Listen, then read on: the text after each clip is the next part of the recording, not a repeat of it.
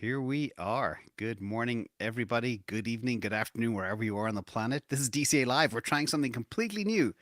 So we're all streaming to our own channels at the same time. So fingers crossed there are no technical glitches. Gents, how are you both? Doing great, man. How are you? Absolutely fantastic. How are you? Excellent, excellent. It's been an interesting weekend. Okay, I got a little echo going on there. Yeah. There's maybe a replay happening in the background.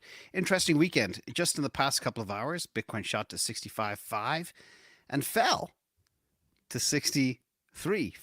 The $2,000 swing in minutes. Any ideas what's going on, Mando? What's your take on the markets right now?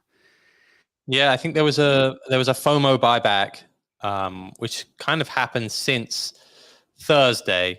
Really, like when you had that big outflow figure, and then you had Mr. 100 coming in and buying. I think it was something like 4,000 Bitcoin, right? It was something huge that he came in and bought, and then you saw big inflow day on the ETF, and then importantly, you saw the jobs figure was showing a slight weakening in the US economy. So you just saw macro rip back, tech stocks rip back, and then it became apparent that people have really de-risked, I think, on that move down from 72 to 50, whatever, 57 it was. And so you had this like FOMO buyback in, and now we kind of came back up to 65 very, very quickly. So kind of a 10-15% swing back in Bitcoin in just a few days. And then today you saw we basically were rallying up until the headline today that the SEC is going to give a Wells notice to Robinhood, which was kind of unsurprised, but it was just something to take the wind out of the sails of the rally. It was speaking of the Robinhood stuff, there was an interesting post made by, I think it's Ryan Sean Adams, who is both a hardcore Democrat and an ETH maxi. And it was interesting about him is he's basically said, we've asked Democrats in Congress and the Biden administration to rein in this lawless SEC, and they've done nothing but further enable him. They're letting Elizabeth Warren's anti-crypto army direct executive actions and policy, going after everything you can imagine, literally walking into the hands of the Republican narrative of deep state control by trying to control the deep state. You're taking the option away from people to invest in whatever they want, and you're putting all the business in the hands of BlackRocks of the world. A lot of people were very upset about that. Any thoughts on that situation? CTO first. I mean, I've always found it so difficult to understand this kind of idea that you should limit what people can invest in, like the whole idea with accredited investor based on wealth. Like if your dad was rich, you are permitted to buy these things, but if your dad was poor, you are not permitted. I feel that the whole basis for that principle is so dumb, and it was one of the things that I really loved about crypto, that it is really inclusive, that only your brain matters and everyone's on the same playing field. If you live like in a poor rural area in Pakistan, or you work on Wall Street, you play on the same playing field. Everyone, it is really permissionless.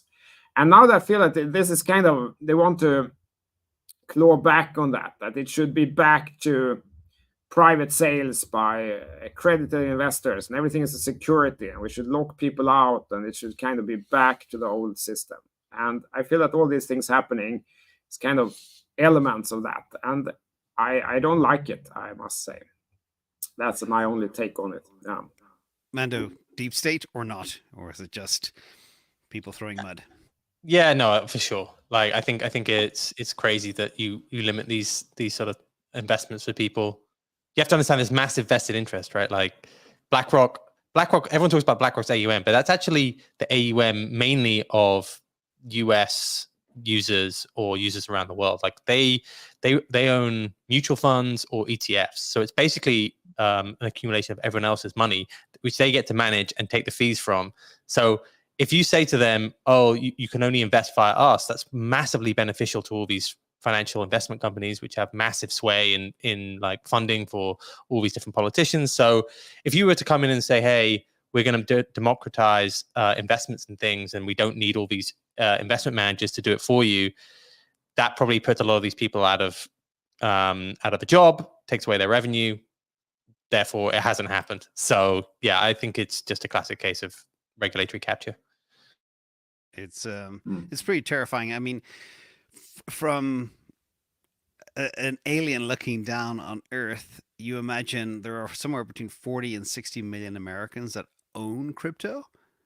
So, from my logic, you denying them the ability to own crypto, the ability to buy and sell it and trade it, etc., and have a chance at freedom, you're basically hurting yourself in any election cycle. Fair to say? Yeah, it's a weird thing to do ahead of a cycle. I think. Like I don't really understand this current administration with some of their things before going into a new election. Like they basically announced potentially a 45% tax rate in the capital gains tax rate in the US as well. If some of this goes through, that was like in Biden's proposed taxes. If like all his proposed taxes were to go through, it could get up to like nearly 50% on capital gains tax in the US, which is just a crazy kind of isolating thing to do going into an election. Like I don't think anyone thinks that's a smart way to move forward. So yeah, I think I've been surprised because it feels like they're shooting themselves in the foot. Let's talk about the violent week we just had in the past. I know you touched on some good things, Mando, but maybe CTO, you can pull up a quick chart here and talk about exactly what happened. Here's the chart, because Mando correctly said it was like FOMO times.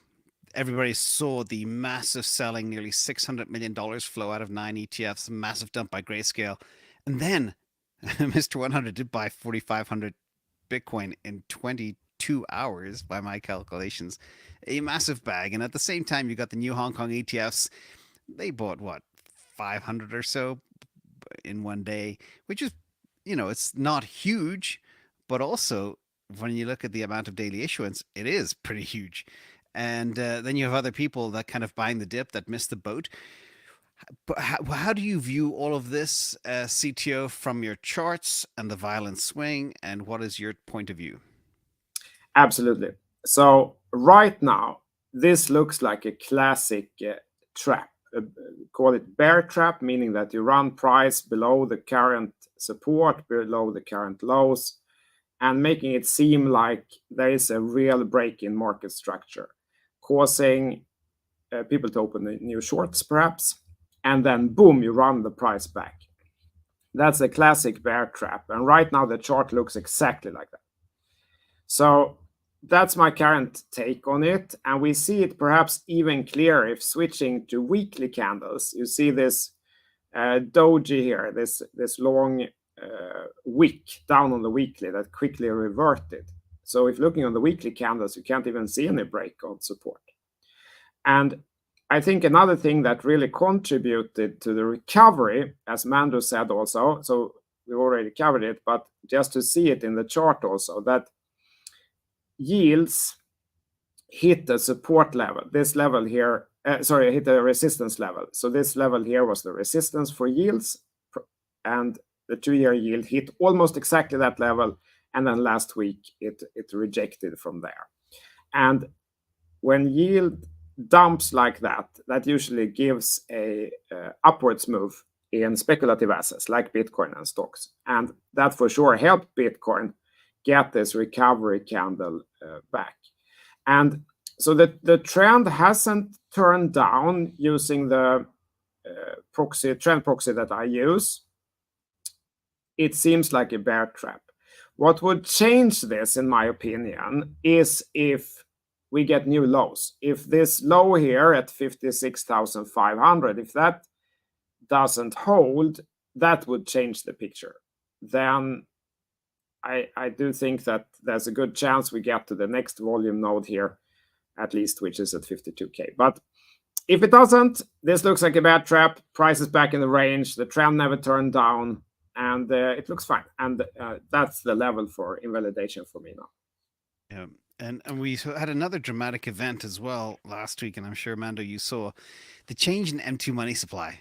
And at the end of the day, The old expression is, it's the liquidity, stupid. Liquidity floats all boats. What's your take on some of the liquidity action we saw with the M2? We know the BTFP program shut down, but there's massive bond issuance and a huge bond auction. I think another 60 to 80 billion happening this week. I'm wondering if anybody's going to buy it. Mando, tell us about liquidity. Yeah, super interesting week yesterday. Last week for all that sort of stuff. We were speaking about what was going on in Japan as well last week, and people were getting worried about it. It's kind of crazy, I think, what actually went on. Like, you saw two big interventions from the BOJ. They came in, they sold, I think it was something like 70 billion worth of treasuries, and they bought back the yen. And just so happens that week that we see the Fed suddenly turn more dovish. We suddenly see a lower jobs figure than we've seen in many, many months. And we see Yellen calling up Japan and being, hey, stop selling.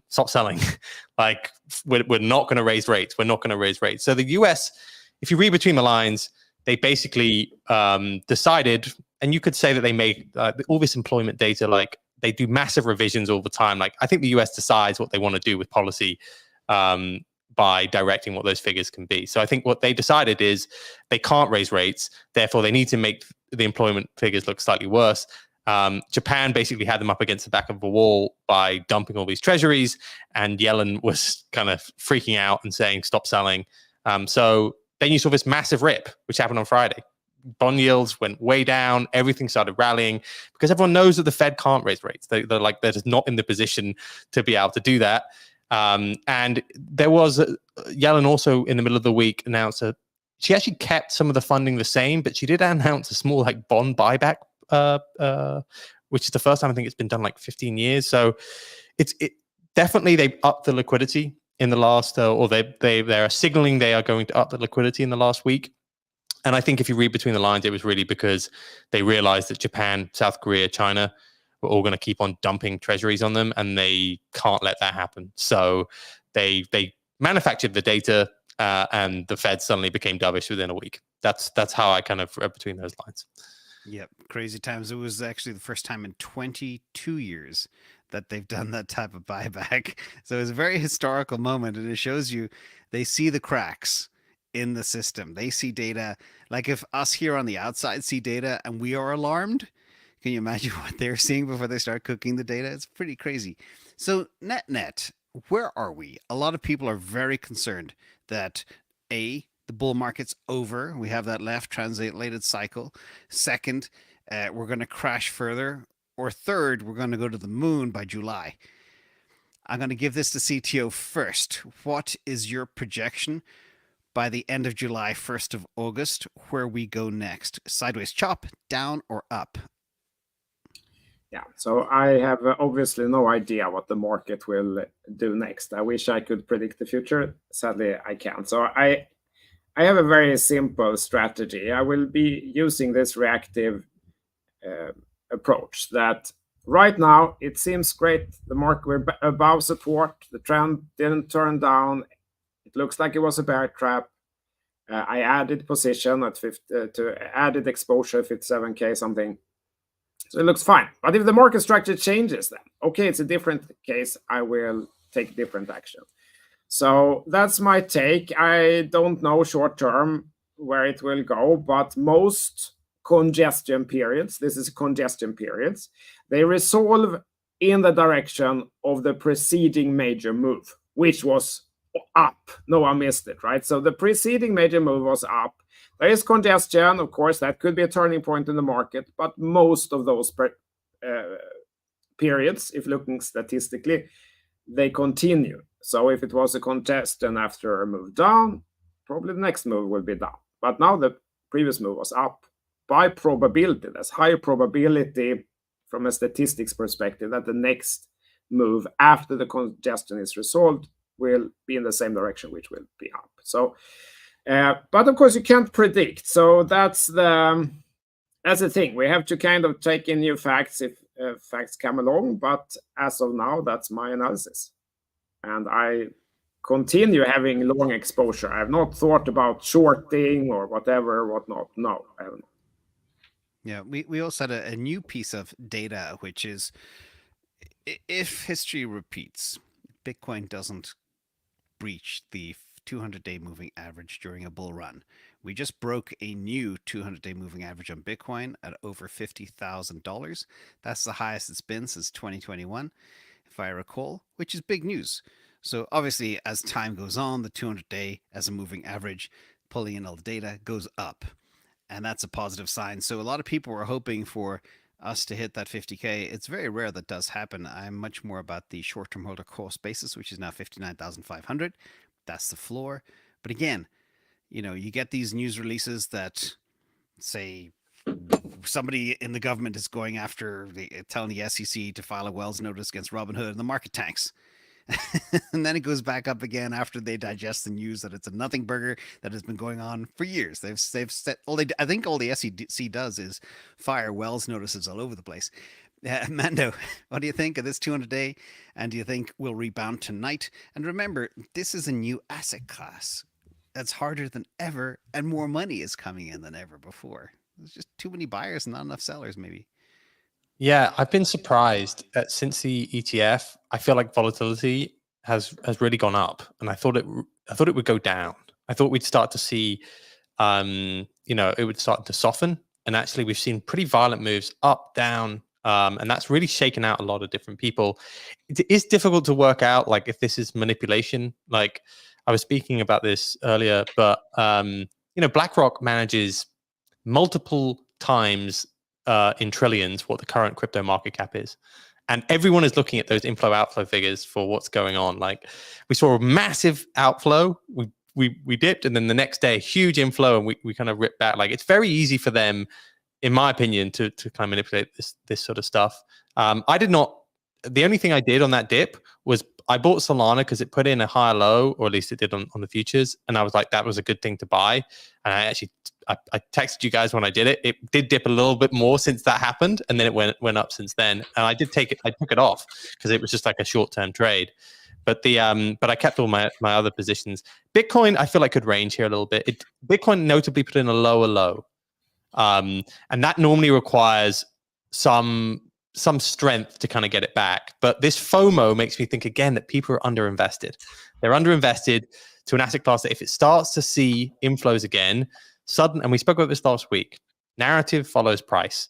Very, very quickly, you can build a very bullish narrative for Bitcoin here. And it did feel like that shook out a lot of different people. I did not buy the Bitcoin dip. I only bought the Solana dip. I'm still going to be looking at Solana, I think, for the main thing I'll buy on these sort of dips. The other thing that we said about last week was that this was a really good opportunity, because if you had bags that hadn't rallied all year, all of these narratives were down 40-50%, and you could have switched last week into some of these narratives which pumped back, Solana being an obvious one, but there are other L1s that pumped relatively strongly as well. So I thought that was a really good opportunity. I don't think that's there now. Like, I think it'd be, that would be a more difficult trade to do here. I would be very, very unsurprised if we have another retest down to like the low 60s. But then I do think we could continue to push on. I don't think we're breaching up towards 100K. That's one thing I don't think. I think we're probably here now, ranging for a little bit.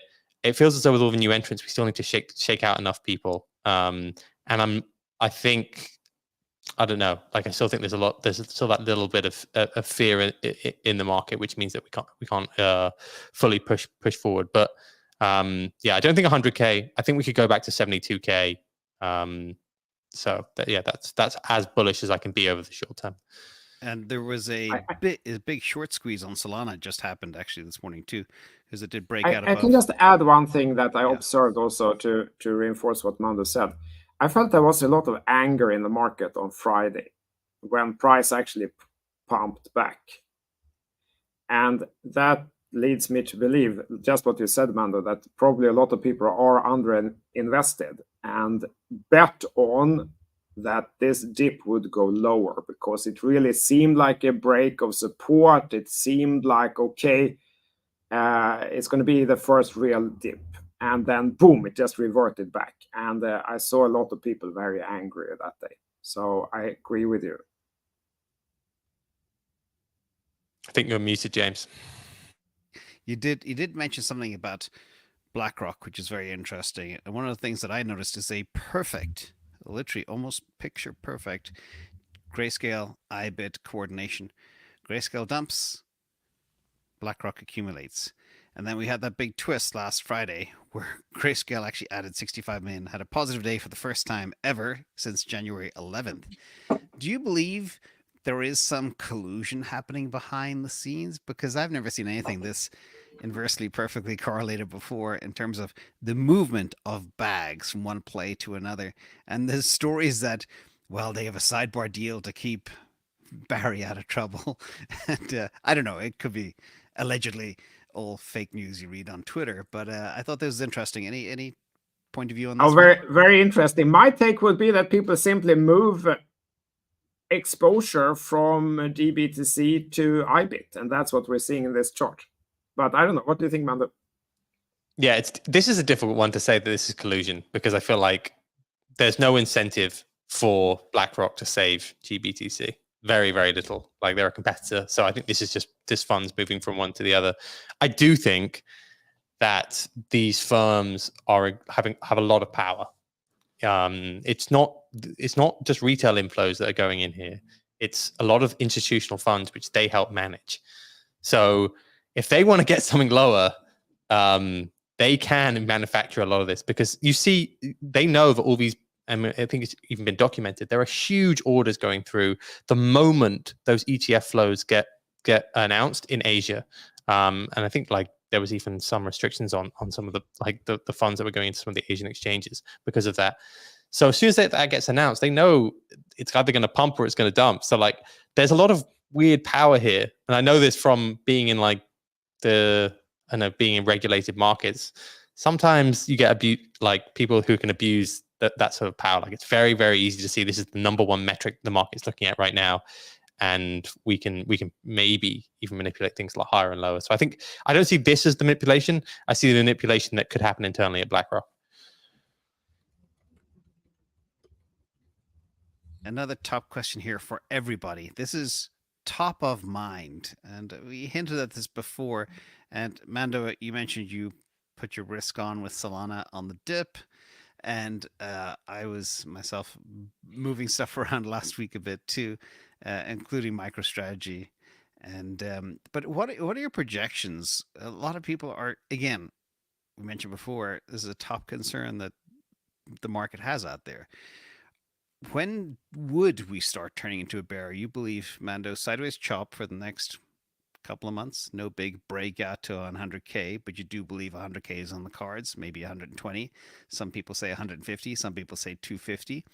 But what happens? What is your strategy regarding Bitcoin and alts? It sounds like you're a little bit like me. You've got a HODL bag, and then you have got your speculative positions out there. What's your take on this? And then we'll go to CTO afterwards. When would you move either between Bitcoin and alts? When do you believe alt season would start? And then when would you believe you'd have to move into stablecoins? I'm not a big believer in alt season this cycle, or at least much less so. The alts that I tend to buy are ones which have shown adoption this cycle. So I'm very, very wary of buying into altcoins which don't have lots of users or seeing huge TVL growth. I'm not just buying into narratives of altcoins at this stage. Waiting for the bull run to come. The bull run is happening, and if your altcoin has not moved, it's because you own the wrong altcoin, in my opinion. So I'm definitely not buying into narratives that haven't been working or haven't seen adoption already this cycle. In terms of where I think Bitcoin can go to, I think Bitcoin can go to 150 to 250K. My view is consistent. I think this isn't just a left translated cycle. I think this is going to be a longer cycle. I think adoption like this means that you have a softening of the cycle. Even though we've seen increased short-term volatility, I think you probably could see an extended cycle as more and more TradFi wakes up to inflows into Bitcoin. This is a long-term narrative, which is debasement of currency. You see China buying gold more than they've ever bought. Every single Asian economy, even the US, right? Like I think Costco's selling whatever it is, hundreds of millions of gold bars every single day. That is a long-term trend. And I think you've now got better rails to see those sort of inflows into crypto. So my view is that we will, if you want to call this a cycle, I would see 150, 250K, but I think it could take it could be over the next two years. I don't think this is going to be a flash in the pan. This is all over. I think you have to be prepared to see big drawdowns, like 30-40% drawdowns in Bitcoin, and still it can be called a bull market. And I think that's what we will see. Like I said before, like there are certain moments where I'll always have a position. I think it pays at all times, and COVID is a prime example of this. Like to always have some money in stables. Like you can never predict black swans, and there's always people always say you should always be fully invested. I agree with that to a certain extent, but there are, over even the course of my lifetime, there have been several moments of black swans where if you had money on the sidelines, you were able to basically 3 or 4x that money within a few months, playing pretty safe assets. So I always like to have a little bit in stables, like 10 to 20% basically. So I'll always look to buy back at that point. And then, yeah, it's really, when I talk about my spot risk, it's really between the majors, or I've danced a little bit in some other stuff, but I sometimes I'll use like leverage, and I'll decide when I want to dial it up in that way. But right now I'm basically all in spot, and it's mainly in either altcoins which have seen adoption or Bitcoin, and I think I'll hold that for a while now. I don't see any reason to necessarily to change that. If we'd seen like a big crash through, I would have reduced some of my Bitcoin just because I felt like it was a lower low, like I said. But we didn't really, and we just kind of hang out at 57K. But yeah, I'm happy with my positioning. So much to unpack there, which we don't have time to unpack at all. But boy, I mean, you hit on zombie coins and allocations and everything else. I'll tell you both a fun story. I was actually on the phone in December 2019. A friend of mine, their sister lived in a place called Wuhan, and I moved to cash, and I deployed it all pretty much on one day in March. So if, it kind of shows you that retail investors can have an edge if they have the access to the right information. And I also believe always have at least 7% cash. So you're dead right there. CTO, alt season, are you a believer, or do you believe this cycle is different? Do you believe there are zombie coins that will never go anywhere and people are still sitting on them, but other coins have actually rallied, and we saw a huge outperformance today of one coin? What's your take on? Oh, absolutely. I can share this. Does it still appear, the slide? Yeah. So this is the Bitcoin dominance. And this whole cycle so far, from basically November 2022, Bitcoin dominance has been increasing, and it's still in uptrend. It did hit the resistance, retraced a little bit, but it's still in uptrend. We have not seen any of this that we saw during 2021, where all altcoins just rallied, and didn't matter what you bought, it went up so much anyway. And versus BTC, versus USD, everything. We are not in that situation now. It has not worked to just randomly buy some altcoins. That has not worked during this cycle. Of course, Ethereum is a big part of this index, and that has done very poorly. But even without that, the situation is the same. So it's exactly like both of you said. You have to be very selective. It doesn't work to just randomly buy altcoins and so on. It has not. They have lost against, if not against dollar, they have lost against Bitcoin, most of them. And there's been a few notable exceptions only. So it's still the situation is the same. It requires a surgical approach if venturing into the altcoins here. A lot of people got very excited with meme coins, and it seemed like everything went up 100x and so on. But a lot of those people have given a lot of that money back already now. And many of those actually didn't make any money in the end, because they kind of, even if they got a good entry in the beginning, they bought more later when it had gone up. They were slow in the start, and by the time they worked up the courage to buy with big position, that was actually the top. And then it retraced 50% or whatever, and they ended up in a minus, even though maybe price was up 100x from when they bought the first position. And coming back to your question then, James, or the question from the audience there, that just like Mando said, I think position sizing is a very powerful tool. During periods where everything is clear, okay, then you go big position size. And during periods where it's lying clear, you can have a little less position size. It doesn't have to be binary. You don't have to be 100% long or 100% in spot or 100% in shorts the next day, and then the next day 100% in long and so on. It's fine to have like a little bit smaller position size, have some position in cash or stable coins in case there gets a dip. You can take advantage of it, and that's how usually I reason. This isn't for everyone. Some people want to take higher risk. Okay, then if they're trading with little money and they have a salary every month, and it's fine to blow everything in May because next month I would make it back on my salary. I can blow it again in June. Then it's different. But if it's a lot of money, if you feel some responsibility, personally, I'm fine to have less percentage upside, but have a high confidence that I slowly and surely grow the portfolio. So that's my strategy. Then I take a more defensive approach. Someone else who is maybe younger could have a different approach to that. But I'm a big fan of position size, and where situation is a little bit unclear in the market, perhaps I reduce, and then as it clears up, we get a breakout or something, add back more of it in. So that's my take on that question. Mando, and I know you had a couple of things that you're looking at today before we get to some other questions, which are super interesting. You had a little short, punchy list of, the strongest bounce back, some D-pin projects led by Arweave, etc. Would you mind sharing a little bit of what you're looking at right now, what you find interesting in this market? Yeah, I think you want to see what bounces back strongest on a period like this in altcoins. That's often the stuff that you kind of want to buy. But you definitely saw out of the majors, let's say the three majors, Solana moved the strongest. So it basically bounced 25%, I think. It hit like 120 or maybe even just slightly lower than that, and then bounced all the way up to 155. And it's now kind of hanging out around there. So decent-ish move there in Solana. So I think that kind of tells you that even if we dip again, that's probably the coin to buy. Interestingly, some of the major meme coins also moved strongly, so people have been following them. Smaller ones didn't, so I think you got to focus on which ones if you are involved in that space.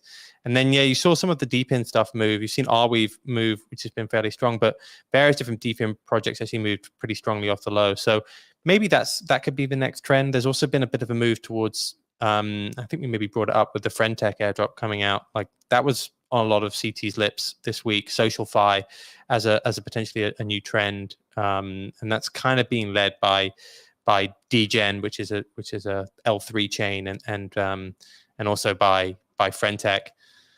We'll see how those two move as trends, but that's what I'm looking at right now. So L1s, which are performing, which bounced relatively strongly.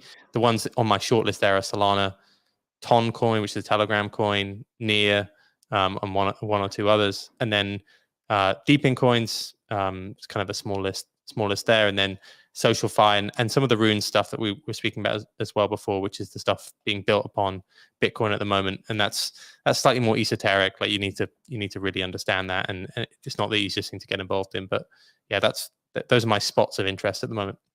Interesting you mentioned Toncoin. The All-In Pod team said that's next in the sights of the US government after getting rid of TikTok. They're going to get rid of Telegram next, shut them down. That would have a huge impact on the play, no? Yeah, it would actually. Yeah, it is a very good point. Obviously, Telegram had a Russian founder who lives in the UAE, I believe.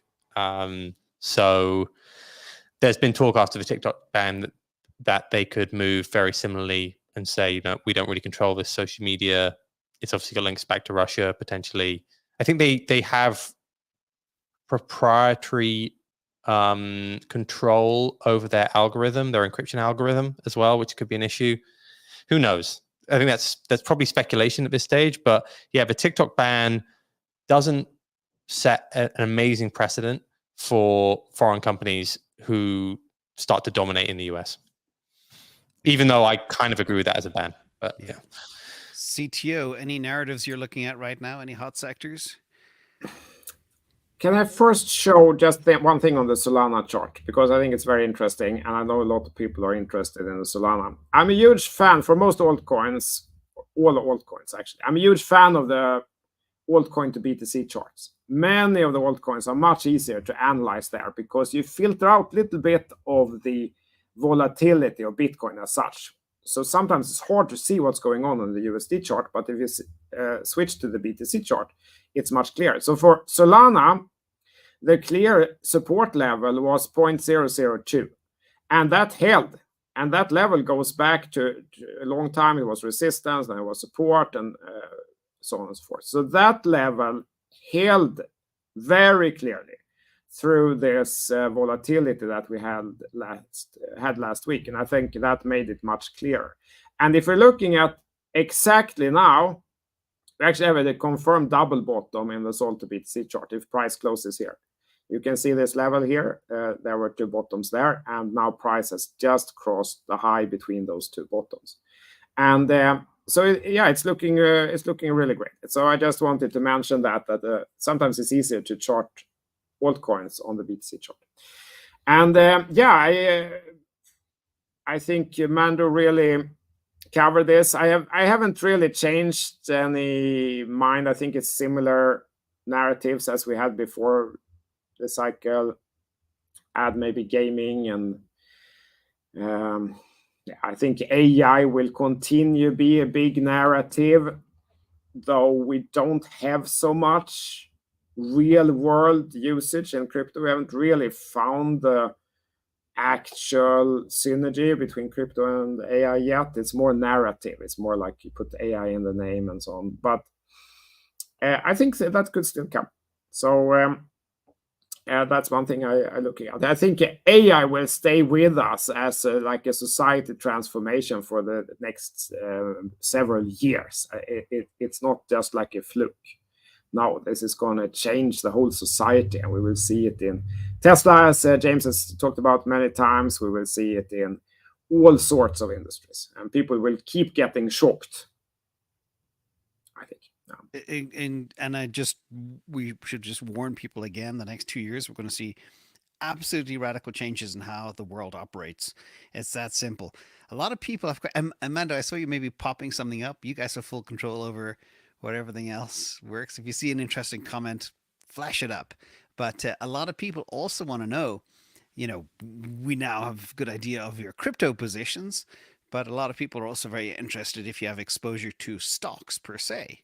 I know that I'm heavy into things like Tesla, MicroStrategy, CleanSpark. In fact, my MicroStrategy position is far larger now than my Bitcoin position, but I blame options because of that. They made it happen that way. But do you guys have any stock equity positions out there? Mando, you first. Honestly, I have some single stocks, but I generally, because I don't actively manage my stock portfolio as much as my crypto portfolio, I generally look for trends in stuff. So I moved quite big into Indian stock ETFs, just because I feel like that is a long-term trend, which I can just let it be. And I feel as though it's more difficult for me to look at single stocks in that market. Other than that, like, I am heavily invested basically in US tech and Indian stocks. Those are my two major plays. I did buy earlier, middle of the way through last year. I bought a lot of commercial real estate when it was getting absolutely hammered, but I kind of took off that trade towards the end of last year. So I'll look at like certain sectors when they look really beaten up, and then I'll get involved. But that's more for a trade. If you're talking about the stuff that I look at, it's I'm generally looking for longer term trades because it's not something that I actively manage as much. Super interesting regarding Indian ETF stocks. I do know, and I did look at them last year because India is the fastest growing place on the planet, but they also have another problem. Because the middle class is growing so fast, there's not enough cash. So they're also printing a lot of money. Are you not concerned about the ruble, coming down, the rupee, in terms of weakness, which will compress the price action on your ETFs? You can have currency delta neutral ETFs. I actually haven't. I haven't really looked into done that as much, but I could very easily look to do that. If you print money, normally the stock market goes higher. But I agree that there's obviously a currency impact, and the dollar's been relatively strong. But yeah, maybe I should look into hedging that a little bit more. CTO, Any stocks? Yeah, in your I'm bag? very interested in all the tech stocks. I mean, I feel that even if you just have like one stock, it's fun to take part in all the society shift that is happening, because of course crypto is one part of the society shift, but other part of what I call era digitalis is kind of created by these companies. And if you have just a little bit of stake, it works the same as with Bitcoin. No one ever understands crypto or Bitcoin until they buy a little bit of Bitcoin and start paying attention.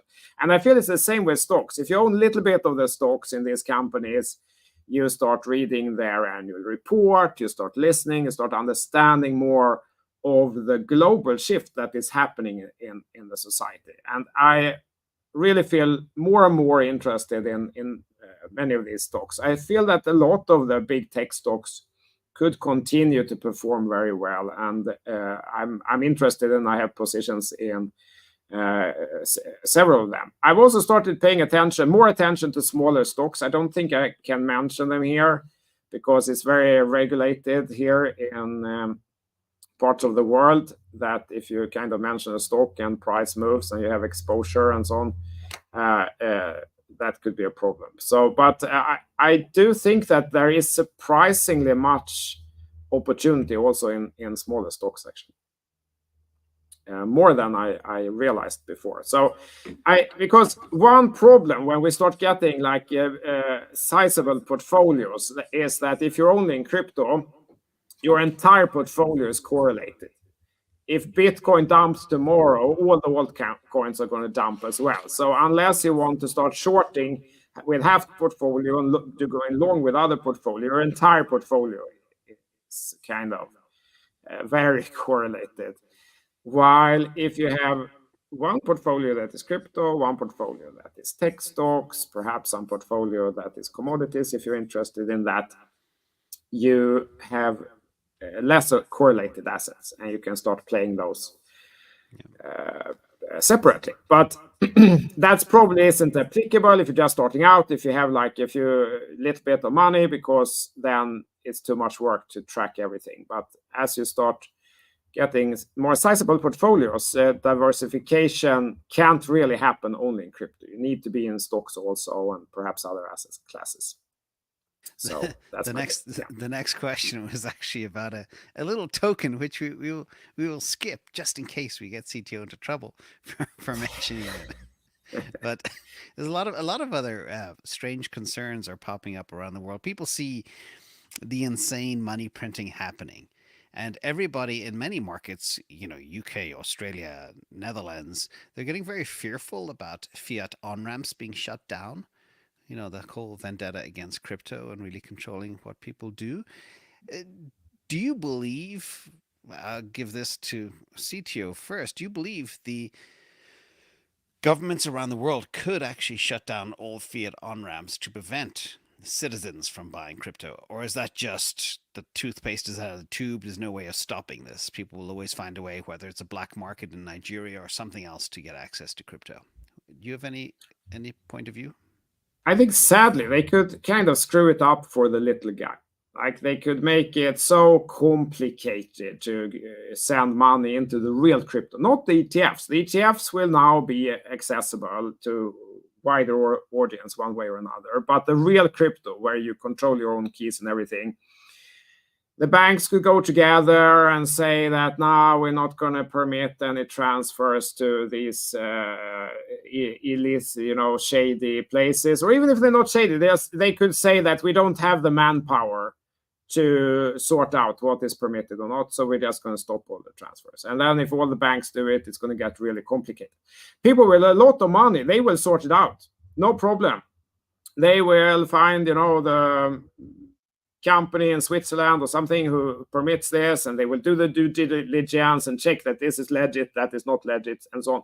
That makes sense on larger transfers. So the big guy will have no problem getting money in and out. But the everyday investor could actually start seeing more of this problem. I hope it don't happen, and I don't think it will happen in the end. I think reason will prevail. I don't think it's going to be, we're going to end up like that. I think this would be a mainstream technology, just like 5G, internet, TCP IP or anything else. Everyone will take it for granted in another 10, 20 years. And no one will remember how much against it they were back in the day. But so I don't think we're going to end up there, but it could happen. 100% it could happen. Mando, any Orwellian fears? I don't think that. I agree completely with CTO. I think the worry here is that it becomes more centralized rather than gets shut down. I think what they'll do is they'll basically say for anti-money laundering rules, which they're already kind of doing in Europe, like having your own wallet may not be allowed, or you may have massive restrictions on what you can do with your own wallet.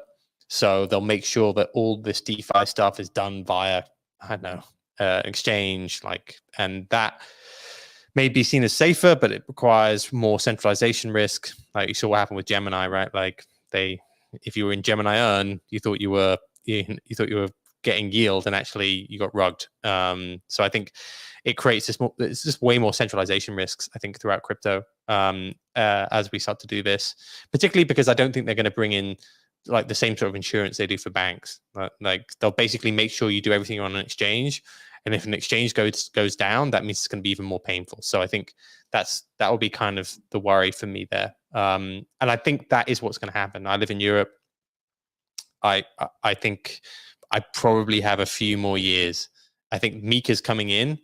It's not being enacted straight away by all the different countries, but we probably have a few more years of like being able to do stuff with your own wallet with complete freedom. And tapping into that question, does that mean you have a go bag and a plan that maybe 3 to 5 years from now you may have to go to a jurisdiction that's friendlier? Yeah, I have a few different places I can go to. No, I like my life in Europe. It does suck that would happen. Yeah, I have considered getting citizenship in different places as well, but like it is just one of these things. Like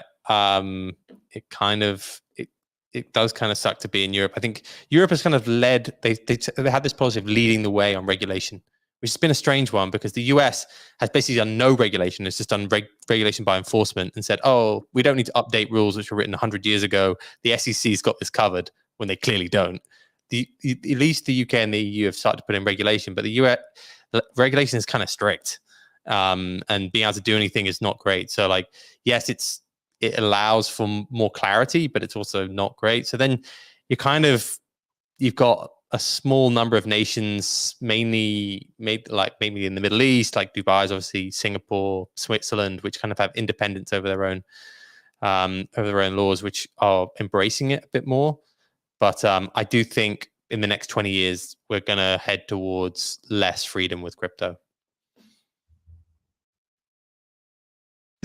Even sooner than that. So I'm going to take a couple of quick comments from the audience, and then we'll do a quick wrap up. We'll try to keep this to an hour. And by the way, everybody, we are streaming to the 3 different channels. Mando's on X at @RectMando. Links are below in mine, but you probably find him on his own channel anyway. CTO Larson, we've been doing this for years together. And he is on his channel now as well. So let us know feedback if you like this format or not too. We're still going to rotate it, but the agenda will be rotated. So instead of me asking the questions, it'll be Mando or CTO. Now, first of all, quick comments. Thank you as well to the mods who are pulling in these questions. Matt C, 3 brilliant minds. Thank you guys. So Matt C loves this. Obsidian, really nervous about the future of my kids. Sometimes I share things and I have no filter, and I'm very nervous too. I would not, I'm very worried about the revolution that's coming, AI, the transformations. It's going to change everything, especially extremely nervous about how children are being educated today. And I'm extremely nervous about the concentration of wealth amongst the 0.5% out there. CTO, you've got some kids. Are you nervous? I think you're absolutely right, and I think it is correct to be nervous. And us growing up in rich, wealthy countries, I think situation could be massively different in 20, 30 years, actually. And Mando, you and I were both in Europe. Europe is kind of on the way to becoming a museum where wealthy Asian and American tourists are traveling to see the great things that happened in Europe hundreds of years ago, or thousands of years ago. And all right, but where are the new brave people who create the companies that become multinational successes today? They're kind of not here. And what does that mean? Well, that means that going forward a couple of decades, there will be less money coming in taxes. And there's something else happening. It's a digitalization. It's the era digitalis. The shoemaker across the street can't really move, but someone who has a digital company, they can absolutely move. And if people like that start moving out, that means that the tax revenues are also starting to moving out. And if there is not a mindset of attracting people, but rather a mindset that we will kind of, while there is still one person left, that person will pay for everyone else. That becomes a very challenging business model. If the country is like a company, that's not a sound business model. And we could get in a situation where we have a lot of elderly people, much fewer people in their kind of prime or revenue earning age, setting up big companies and making a lot of money. And this could, and together with AI taking over a lot of kind of the midsection jobs. And this could change in a way that I think most people can't really realize. I think countries in Europe could become kind of poor, apart from like the tourist revenue from the monuments and so on. But I think it can change a lot. I have 4 kids, and if I wasn't on the track of trying to make some own capital, taking own responsibility, having like own hard assets, if I was thinking I'm going to rely on the pension from the state and free stuff from the government in another 20, 30 years, that might not be there at that time. And I would be really worried. I think that we're in a time where everyone needs to take a bigger responsibility for their kids, because I think society could change a lot more than people realize. And it might not get pretty in the legacy countries, such as the one that I grew up. Anyone traveling to a country like Singapore or something, you get, it strikes you in the face what the difference there is. Or Dubai, in kind of entrepreneurships and so on. Yeah. Dubai as well. And I must say, yeah, I violently agree with everything you said there, CTO. And I actually laughed about the depending on the tourists to look at what was built 2,000 years ago, whatever. Mando, what do you think about Obsidian's question? Should he be concerned? He is concerned for his kids, rightly so, or everything's going to be fine. It'll be a future of abundance because AI is going to make everybody rich. And the reality, my thought is AI is going to concentrate the wealth even further amongst those that control the AI, control the networks, control the bots. That's going to be where the wealth is concentrated. Yeah, it's difficult to predict. Like, I have a young daughter. Over the next few decades, I think social and wealth inequality I can only see going higher. I think we will probably test the limits of like capitalism with the amount of debt that we have, and that, you could look at how empires rise and fall. You could say that this is maybe we've seen the peak of the US empire, and that's probably that shift in world power could be bad for everyone. It's not just like it can be replaced. You sometimes see periods of retrenchment, and we kind of go back as a society when world powers fall. But I also think we live in the best time ever for humans to ever have existed. So I think it's crazy when you ask your grandparents or even your parents, like, the things that we take for granted that they didn't take for granted. I think everyone always is fearful about the future, but I'm also incredibly optimistic. I'm incredibly optimistic in like the things that humans create given resources. I look for people like, Elon, who like has these crazy ideas about how to push forward the human race. And I feel very hopeful about those sort of stuff. So I'm not a pessimist about the human race. I think I'm always optimistic about what we can achieve. I think you should always be investing with the mindset that the world could blow up, and what assets do you want to own in that scenario. And I think that's why a lot of us are drawn to crypto as well. But at the same time, I'm maths. I think we are living in an incredible time for humans, and it will only get more incredible with more time. A lot of this is about perspective, in my opinion. It truly is. And I remember as a kid, all I had as books was 10 encyclopedias. That was it.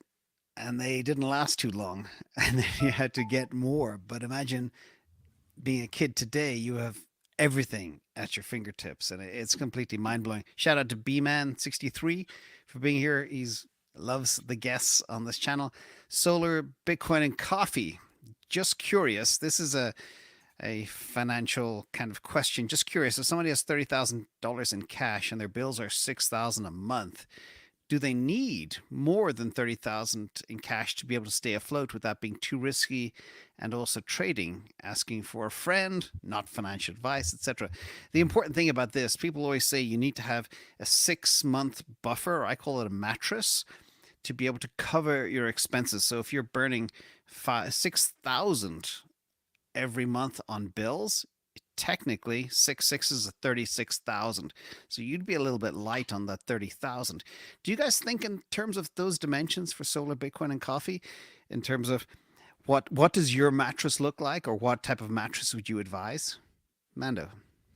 I think that's probably a good way to look at stuff. At the same time, I think you can be in liquid investments that get you decent yield in this environment. So even like cash style investments, there's various different, like even stablecoin style investments in DeFi, which can get you 10, 15%. And that might not seem that great, but over the medium term, that can really start racking up. So even if you're in cash, I advise yourself to get yourself into liquid, cash-like investments. Treasuries only 5% right now, nearly. Like that's a crazy time to be just having money in your bank account. Like, so you still have upside, you know. I think I don't know what the average return has been on the S&P. I think something like 7% over the last 100 years. 8%. And right now you can get you can get 5% on treasuries. It's not the worst thing to be in. So I think just make sure you're just not in cash. You can be in very liquid cash like securities, which get you a decent yield. Well, we just found out that Warren Buffett, Berkshire Hathaway, is sitting on $190 billion in cash. And I'm a very big believer that historically, if you look at the amount of debasement over time, it's 12 to 14% debasement per year for the average fiat on the planet. So holding fiat long-term, I believe, is a bad idea. But there are very clever things you can do. Even yield on things like Solana. You know, I made a video about you buy it at $8 and you're getting 7 to 8% return on that. The results get pretty crazy when you look at the current price. So, CTO, any recommendations for your safety mattress if you have one? Yeah, I mean, no one, I think, will successfully invest if you need the money to pay the bills tomorrow. No one will be able to stick to any strategy if you have like the knife on the throat like that. You have to save up some money, and it has to start feeling like it's a game almost. Like you have some money, you follow some strategy. You can't really feel that I need to make money trading tomorrow to buy milk. No, you're not going to make it. Save up money first. And it's like, people say it has to be money that you can afford to lose. And it's true, because otherwise you won't be able to stick to your strategy. Whatever strategy it is, you will panic and sell every dip in the uptrend instead. That's the only thing to add. In fact, I'd like to double tap into that, because that is one of the things I find very important. The more mattress you have, the more diverse revenue streams you have, it gives you more comfort to take on more risk and weather more storms. Like imagine you're in the middle of the Atlantic Ocean, just outside of Portugal, where Mando is, and you've got this boat that is unsinkable. It's not called the Titanic, of course, but you're much more confident in the storm than if you're in this tiny little boat that could be overwhelmed by one wave. And I think everybody, what I'm saying is kind of a bit cryptic, but it's so important. Have a big mattress. Never feel under pressure that you have to sell the bottom, because that is very, very costly. So please take that down as a big, probably lesson of the day. Andrei Sazonov, Black Shirt Monday. Thank you for all your work, guys. Black shirt, black is a brand. And I like to keep things very simple. Yeah, I remember as a kid, I used to watch these movies where the people would have the closet with all the same shirts, and that's kind of like me.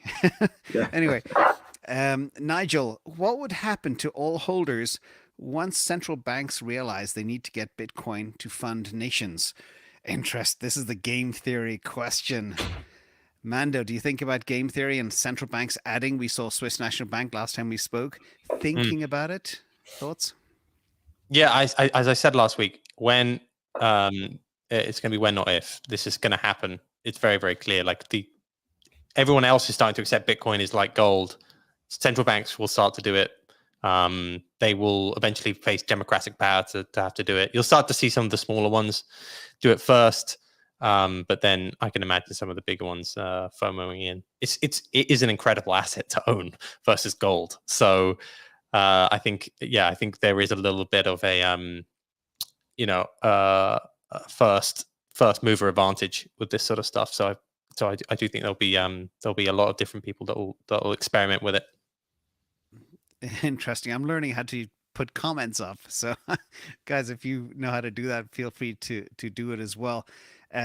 Good advice. CTO, do you think about the game theory and a central bank or more institutions buying Bitcoin? We saw last week as well, Square, which is the block, Jack Dorsey's company, 10% of all profits will go into their DCA. They already have about 10,000 Bitcoin on the balance sheet, if I'm not mistaken. Thoughts? Yeah. Oh, absolutely. This kind of things always feels impossible. It feels like, that will never happen, right? But I think a lot of people had kind of that aha moment already last cycle. Like if 2 cycles back, it really felt like we were a bunch of nerds sitting here and no one, will take it seriously. But then suddenly it comes like Elon Musk, PayPal, governments start talking about it. El Salvador, a whole country, a president start talking about a second president. And it's like, oh, wow, yeah, this could actually happen. And absolutely, I think it could happen. Suddenly comes one major traditional country with like a little bit more daring leader, and they do it, and then the second country could do it, and the third country, and then they start panicking, like, why do we have 0% digital gold when the others have 5%? Perhaps we should at least have 1%. And then they start changing. Yeah, it could happen, absolutely. One final question, which I don't actually understand. Many heads asking for your YouTube channel. It would do well. I think that is for Mando. Yeah, I don't have a YouTube, unfortunately. I'm only on X, and I have a daily newsletter if you guys want to follow that, but mandominutes.com. But exactly. Maybe I have to be on YouTube. I don't know. I never have. By the way, Mando Minutes is something I read. That's how I got to know it. It was funny because I was reading Mando Minutes for a long time, and then all of a sudden, Raoul Pal has both of us on at the same time. I was like, oh, Mando. Amazing. So, and X, many believe, will be kind of the future of streaming too. So Google, watch out and stop playing scam ads on YouTube. I mean, I had a call with Google last week saying, come on, guys, 3 years now I've been asking for this. It's incredible. And a big thank you to Jeff Hammer, The Great Escape, and Obsidian. Of course, you could be on Mando's channel or CTO's channel. If not, their links are below. Please follow them. Great stuff, great people, great knowledge. That conversation today took a few twists I did not expect. Any closing thoughts from either of you, CTO? Your Era Digitalis is on point. What would you advise for the world? Yeah, think in wilder outcomes. I think if looking back, those of you who are as old as me, if you kind of rewind your life, I don't think that you thought we would be here today. If you look at how the world operates, what people are doing today. And it's going to be the same. Even the wildest prediction, I think, will be outperformed by reality. It's going to go further. It's going to be wilder. AI is going to go wilder. The society will change. We will get more digital than we can imagine. Like digital ownership, crypto will become bigger than anyone thinks. And open your mind to wilder scenarios. Then it's perhaps difficult to predict exactly which company will be dominant, exactly what will happen. That's just difficult to predict. But think wilder. So open your mind more and act accordingly. Don't do the mistake of thinking that staying in the current lane is a safe choice, because I don't think it is. I don't think it's the white collar job in some company. I don't think it's safe. I don't think that's a safe choice, even though it feels like it now. Open your mind, study capital management. Think, how do I take own control about my future? I think that's the safer choice. That's my closing thoughts for today. Mando, any closing? By the way, first ever comment that my volume is too loud. That's Oh, really? Never happened before. Never happened before. It's probably ironic. Yeah, I love that from CTO. Take more risk. I always say that. Take more risk. You only get to live once, so just take more risk. I've done it several different times. You can't obviously, if you're like living paycheck to paycheck, I think it's more difficult. But yeah, I just think people take wildly too little risk with their lives. So I agree with what CTO said. Awesome. Well, thank you, everybody. Have a great week. Next week we're back. We're rotating the channels, so I think either way we'll be back doing this the same way. But Mando, why don't we put you in control next week? Sure, I'll do the agenda. Why not, lads? Yeah, we just pull out Mando minutes and run through that, which is always awesome. And thank you so much as well, CTO and Mando. Have a great week, you guys. Markets are a little bit weak right now. Bitcoin's a little bit down, but we'll see what happens with the ETFs this week. It'll be interesting because psychologically, you saw the dip, you saw people lose interest, and then you saw Bitcoin rise, and then people get interest. And as I think, Mando, you said at the very beginning, price. Isn't price the best advertiser for Bitcoin? Price action. So thank you, everybody. Have a great week, and I'll see you all later. Bye-bye.